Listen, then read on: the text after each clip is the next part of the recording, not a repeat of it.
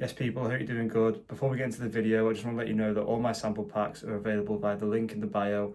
Use code YouTube20 for 20% off everything. Yes, people, I hope you're doing good. I just wanted to sort of break down how I would create a drum groove.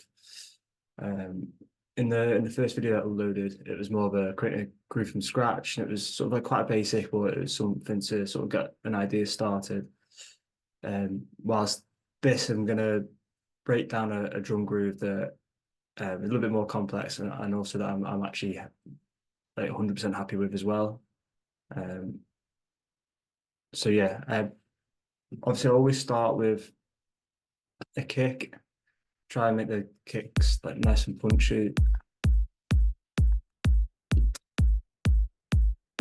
Just use FabFilter for a bit of EQ. And then I'll usually start by adding some sort of top loop. So I think it's really important to ensure you have a good library of sample packs, especially to sort of get ideas started and just to keep you inspired while you're making music. So usually I'll start adding like one or two top loops in.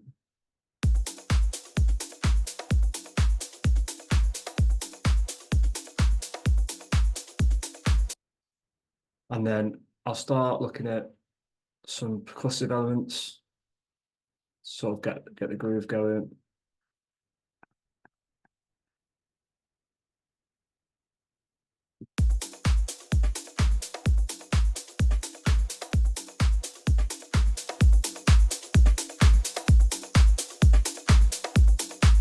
And then basically it's mainly just about building these percussive elements up until you're at a point where you're around about happy with it.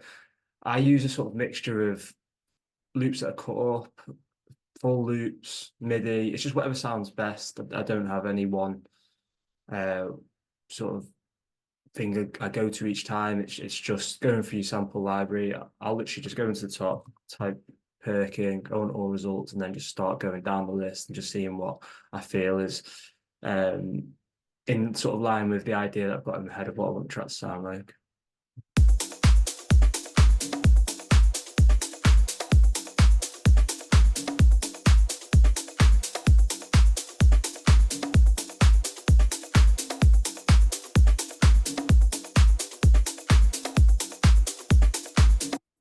And you see it's starting to build up the drum groove now. It's starting to get a little bit of fitness and depth.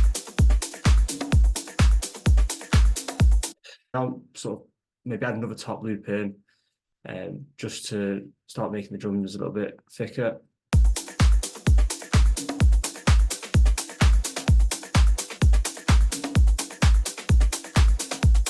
And then I'll go back to start adding some more percussion and start trying to get that call and response. As you can see here, we've got these two elements that I'm about to add in, and I basically call and respond with each other.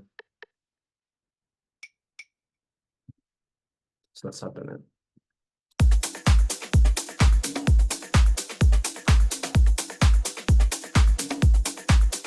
Now with this, because it's quite a low sound, I've panned it slightly to the left just to move it out of the way. And that is pretty important thing to do sometimes when you're adding a lot of drum layers, is make sure you're adding like a stereo wide in it for some elements or move them to the left or the right.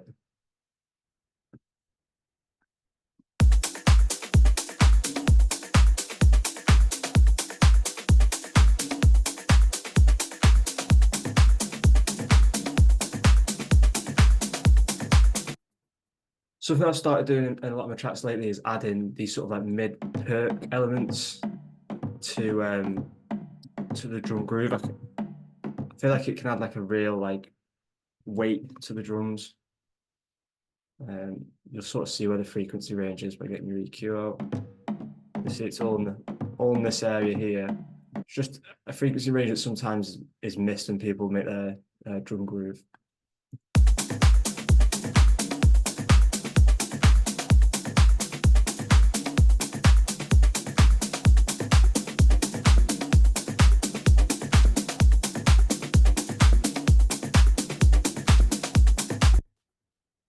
I can't stress to you enough how important it is to have a call and response when you're making your drum groove. it's extremely important to give it that sort of swing, that groove, and make sure that you can create some sort of bass line to play off it. So once I've got my drums in a good place, I'll then sort of look to start adding some vocal chops. Now, in a full track, I'll usually have about 5 or 6 layers, you know, sometimes less, but about 5 or 6 layers of vocals sort of playing alongside the groove. In this, I've just put 2 in, as an example.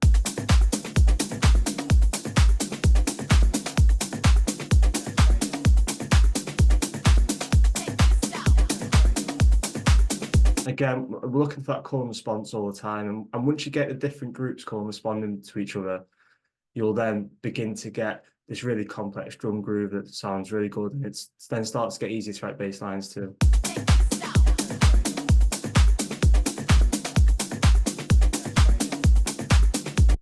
Once we've got our vocals in, I'll then usually start looking for some sort of musical element. So in this track, we've got this.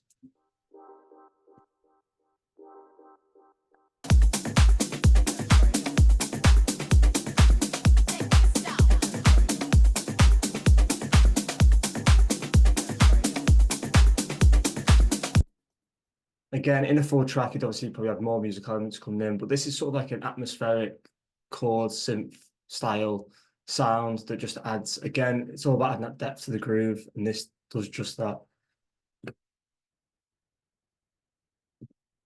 Yeah, so this is essentially my thought process when I'm making a drum groove. Towards the end, so once I've got the drum groove fully in, I'll then add the hat and the clap at the end.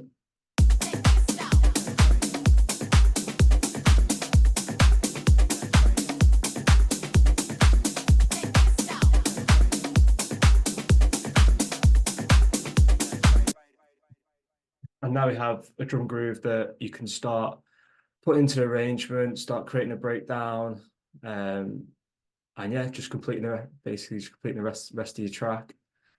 I hope this has been helpful. If you have any questions, just drop in the comments. I'll get back to you as soon as possible.